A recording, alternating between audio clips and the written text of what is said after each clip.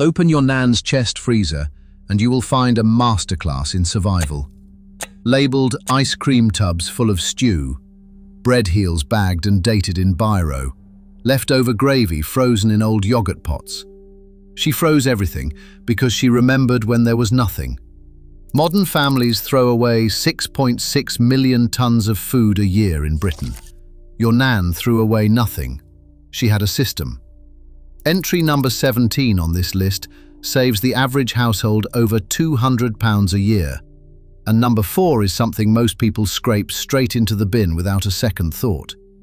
These are the 25 foods your nan froze that you are probably wasting right now. Number 25. Bread heels and crusts. Every loaf had a beginning and an end, and your nan used both. Those crusty heels that modern families leave to go stale on the worktop or toss straight in the bin were saved, bagged, and frozen without hesitation. She would collect them in a bread bag clipped with a peg, stacking heels from white, brown, and sometimes a Hovis loaf altogether.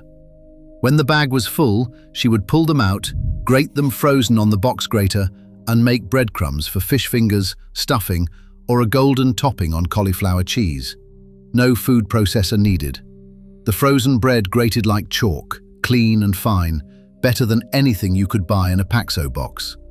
A loaf cost about 9 pence in 1965, and wasting even the ends was unthinkable. Today, WRAP estimates that 20 million slices of bread are thrown away in Britain every single day. Your nan would have had a heart attack at the thought. She knew that bread heels were not rubbish. They were ingredients waiting for a purpose. Number 24. Bacon rinds. Before supermarkets started selling rindless bacon in plastic trays, every rasher came with a strip of tough, salty rind attached. Your nan never threw it away. She would slice off the rinds, lay them flat on a sheet of grease-proof paper, and freeze them in a stack. When she had enough, she would simmer them in soups, stews, or a pot of split peas, where they released a deep, smoky flavor that no stock cube could match. Some nans fried the frozen rinds until crispy and served them as a snack, a sort of homemade pork scratching that children fought over. A pound of back bacon cost about 2 shillings in 1958. Every part of it earned its keep. The rind was not waste, it was concentrated flavor. Today, most people buy rindless bacon and add a stock cube for depth, paying twice for half the taste. Number 23. Leftover mashed potato. When your nan made mash, she made too much on purpose. The extra was spooned into an old margarine tub, pressed flat and frozen. Next week, that frozen mash became the topping for shepherd's pie, the base for potato cakes fried golden in dripping, or rolled into croquettes with a bit of leftover cheese. She would slice the frozen block, let it thaw just enough to shape, then dust each piece in flour and fry until the outside crackled. The inside stayed fluffy, almost creamy from the butter she had beaten in the first time round. Potatoes cost about 3 pence a pound in the early 1960s. Making extra and freezing the surplus was free insurance against a busy Tuesday when there was no time to peel and boil. Modern families scrape leftover mash into the bin, then buy frozen potato products from Iceland that cost 3 times as much and taste half as good. Number 22. Stewed apple. When the Bramleys came ripe in September, your nan did not let a single one rot on the ground. She would collect windfalls from the garden or the neighbor's tree, peel and core them at the kitchen table, stew them with sugar and a squeeze of lemon, then freeze the lot in old ice cream containers. Those tubs of stewed apple lasted until spring, spooned over porridge in January, folded into crumble in March, warmed up with custard on a cold school night. The freezer turned 2 weeks of glut into 6 months of pudding. A garden full of apples cost nothing at all. The sugar was about 4 pence a pound. Your nan could produce 30 portions of dessert for less than a shilling. WRAP now reports that 1.3 million apples are thrown away every day in Britain, many of them perfectly good fruit that just went soft on the worktop. Your nan never let that happen. She stewed, she froze, she fed a family for months. Number 21. Sunday gravy. After the roast was carved, The plates scraped clean and the washing up done, your nan would pour the leftover gravy into an old cup or a cleaned-out jam jar and freeze it. Not a drop went down the drain. That frozen gravy became the foundation of next week's midweek meal. Defrosted and heated, it turned leftover cold meat into a proper dinner. Poured over chips when there was nothing else in the house, stirred into a casserole to give it depth that would take hours to build from scratch. Gravy made from proper meat juices, with the fat skimmed and the flavor concentrated, was liquid gold. She knew that. The roasting tin got deglazed with boiling water, every caramelized bit scraped up, because those brown bits were flavor that money could not buy. Modern families pour leftover gravy down the sink and then spend £2 on Bisto Best the following week. Number 20. Overripe bananas. Before banana bread became an Instagram trend, your nan was freezing black bananas in their skins and pulling them out weeks later to make loaf cake. She did not call it banana bread. She called it banana loaf, and she made it with margarine, not butter, because margarine was cheaper. Those frozen bananas thawed into sweet, sticky mush that mixed into batter without any effort. The riper and blacker the banana, the sweeter the loaf. Some nans froze them peeled in a bag. Others left the skins on and let the whole thing go solid, peeling them under warm water when the time came. A bunch of bananas cost about £1 in the 1960s. Throwing one away because it had gone spotty would have been unthinkable. Today, bananas are the single most wasted food item in British households. 5 billion go to landfill every year. Your nan would not have believed it. Number 19. Cheese, ends and rinds. When the block of cheddar got too small to slice, your nan did not bin it. She wrapped it in cling film and froze it. Those odd ends, sometimes 3 or 4 different bits collected over weeks, were grated frozen straight onto toast, into sauces, or over pasta bakes. Frozen cheese grated better than fresh, crumbling into fine shreds that melted evenly. Some nans froze parmesan rinds specifically for soup, dropping a frozen rind into a pot of minestrone where it softened and dissolved, adding a savory richness that transformed cheap vegetables into something restaurant-worthy. Cheese was expensive. Cheddar cost about £1.06 a pound in 1960. Wasting even an ounce was a sin against the household budget. Modern families throw away 300,000 tons of cheese a year in Britain. Your nan threw away none. Number 18. Leftover rice pudding. When there was rice pudding left in the dish, and there often was because your nan always made enough for seconds that nobody took, she would spoon it into a container and freeze it. Defrosted and reheated with a splash of milk, it returned almost to its original state, creamy and comforting. Some nans froze individual portions for children's teas, pulling out a tub when they needed something sweet and filling in a hurry. The skin never survived the freezing, but the rice itself held up beautifully, the grains swollen with milk and sugar. A rice pudding cost about 4p to make at home, less than a Mars bar costs today. Yet modern families buy ambrosia tins, eat half and bin the rest. Your nan made it from scratch, froze the surplus and wasted nothing. Number 17. Batch cooked stew and casserole. This is the entry that saves families real money. Your nan did not cook for one meal, she cooked for 3. A massive pot of beef stew, enough to feed 10, would be divided into portions and frozen in labeled containers. Tuesday's dinner was already made, sitting in the freezer, waiting to be defrosted. Wednesday's too. She knew that cooking a large batch used the same gas as cooking a small one, so the economics were obvious. A stewing steak cost about £2 a pound in 1957. Buying it once and stretching it across 3 meals was not being cheap, it was being clever.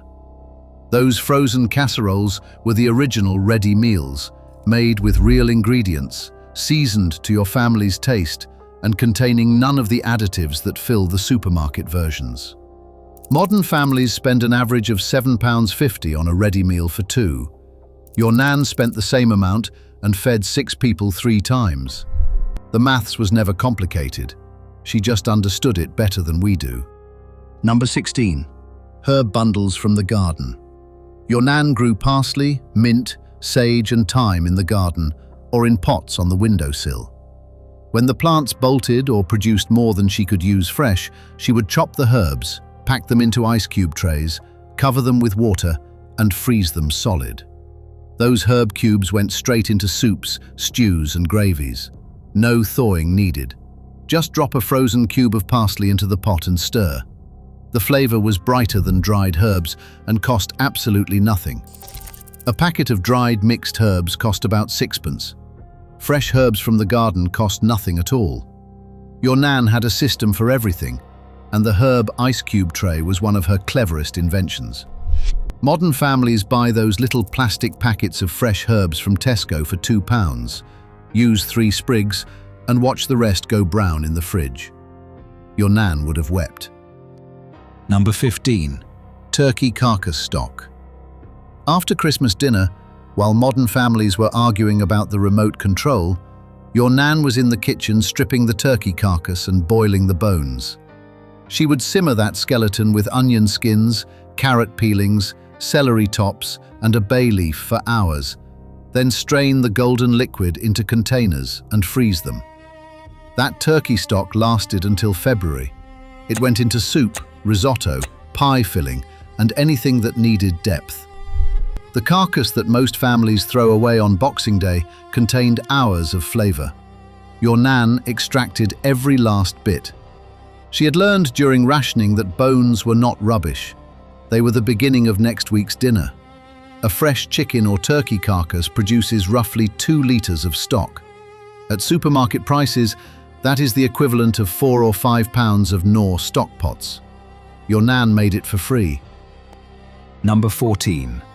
Egg yolks and whites. When a recipe called for just whites, your nan did not pour the yolks down the sink. She froze them in ice cube trays, sometimes stirring in a pinch of salt or sugar to stop them going grainy. Those frozen yolks became custard, enriched pastry, or the glaze on a pork pie. Egg whites got the same treatment, frozen individually and pulled out for meringue or to lighten a sponge. Eggs cost about 4 shillings a dozen in 1955. Every part was precious. The idea of cracking 6 eggs, using the whites for a pavlova, and binning the yolks would have horrified her. She separated, she labeled, she froze. Nothing was surplus. It was all reserved for next time. Number 13. Leftover roast meat. The Sunday roast was never a single meal in your nan's house. It was a 3-day project. The best slices were eaten hot on Sunday. Cold slices went into Monday's sandwiches, and whatever remained, the odd bits, the end cuts, the scrappy pieces clinging to the bone, were chopped, wrapped, and frozen.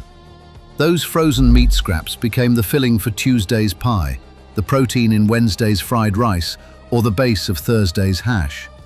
One joint of beef could stretch across an entire working week with careful management. A topside joint cost about 5 shillings in 1960.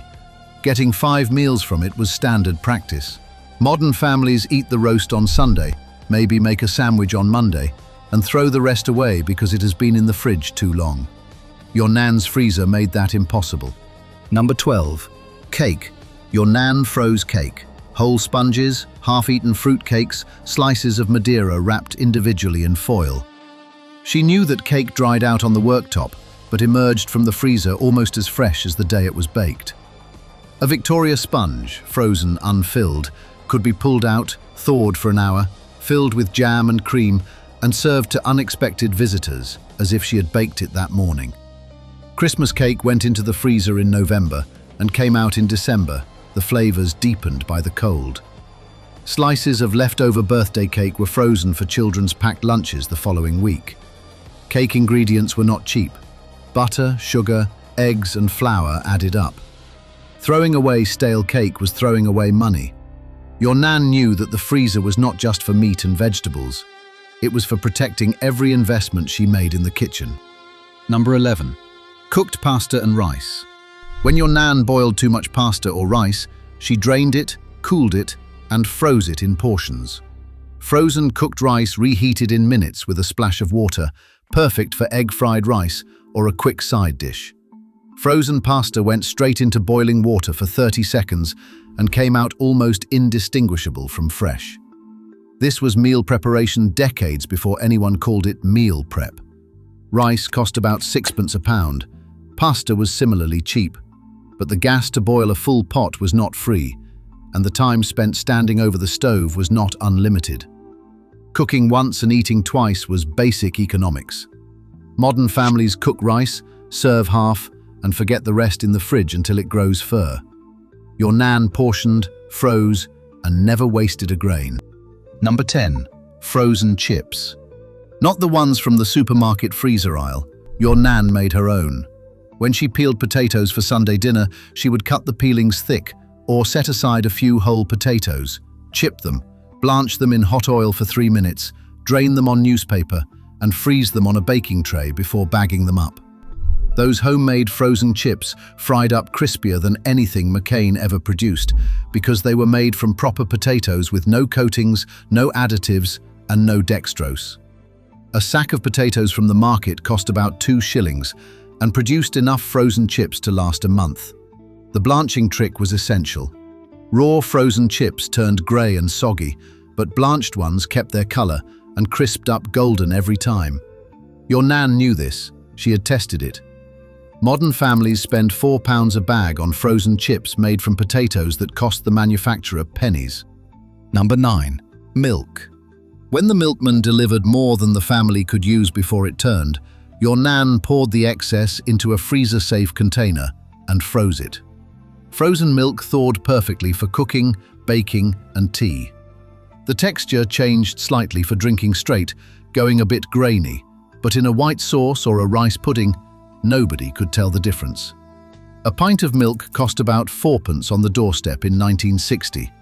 Pouring it down the sink because it was nearing its date was a moral failing, not just a waste.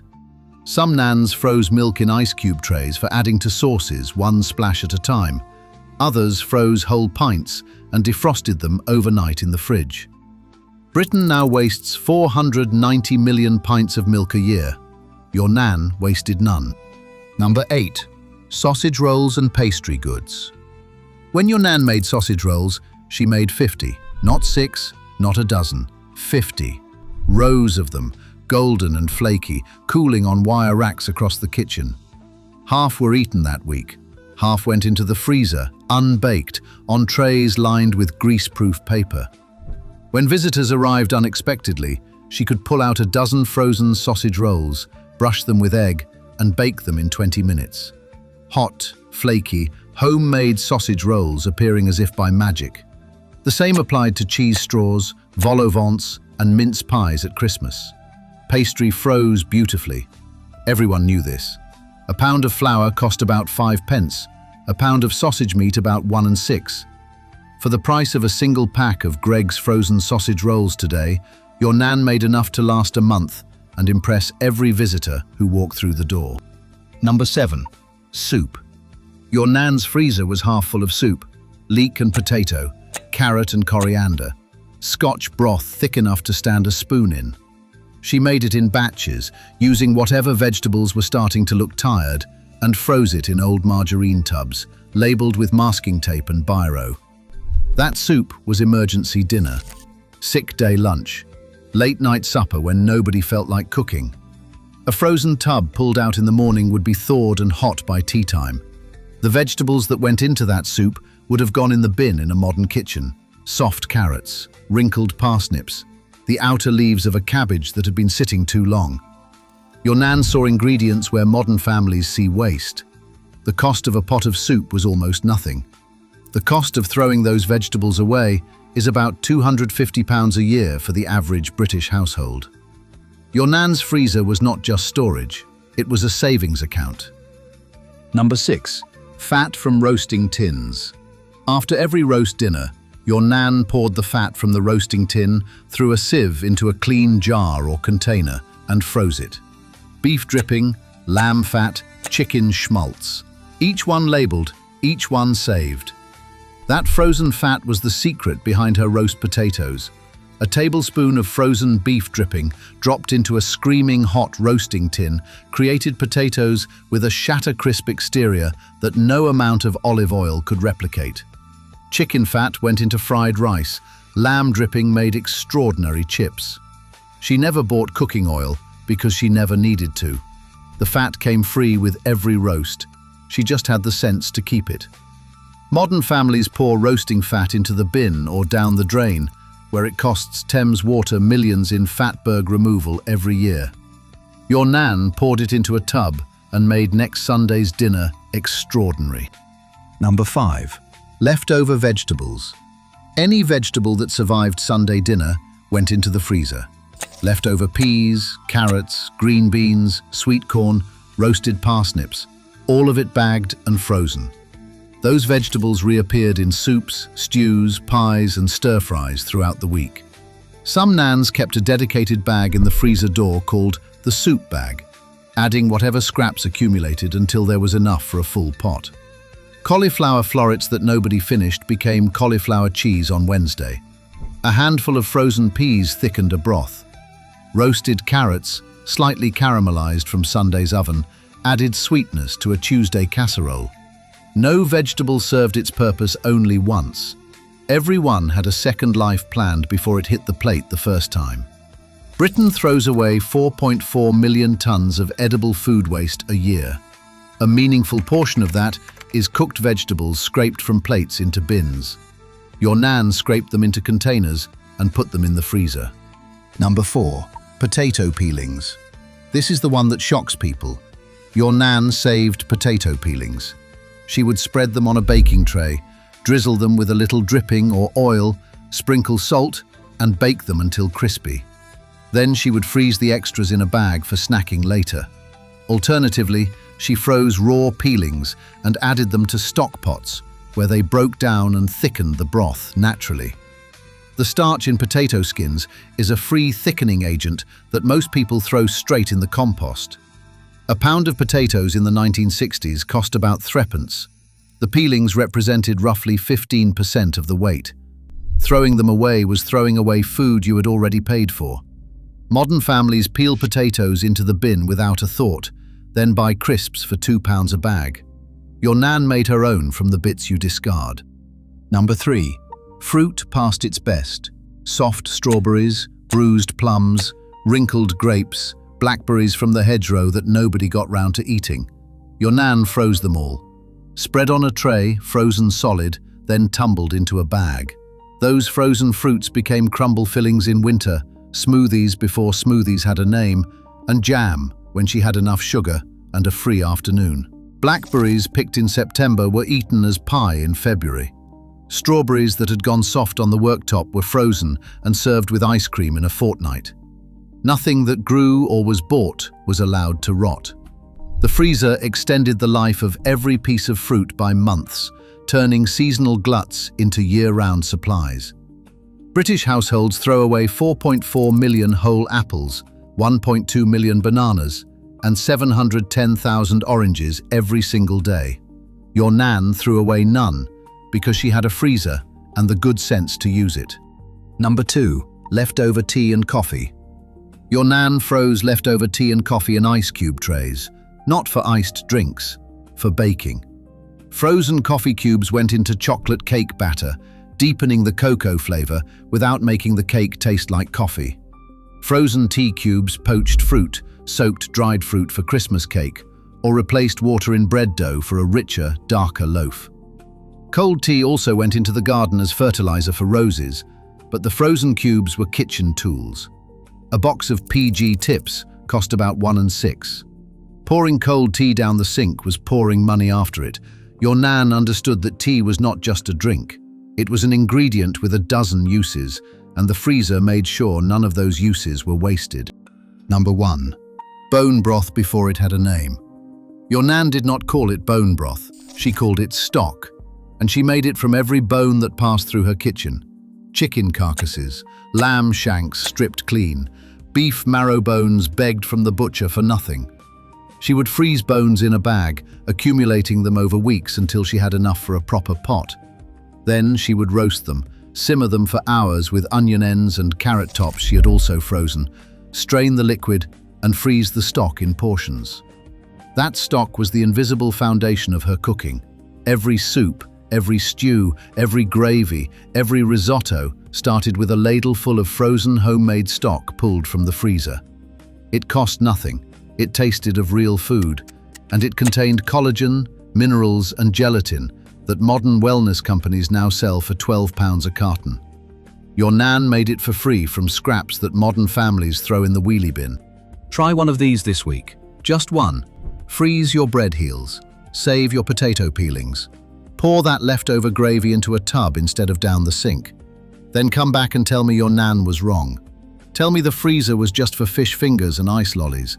Share which one you are going to try first, and let us know if your nan had any freezer tricks we missed. Because this was never about being tight. It was about being smart. And your nan was the smartest person in that kitchen.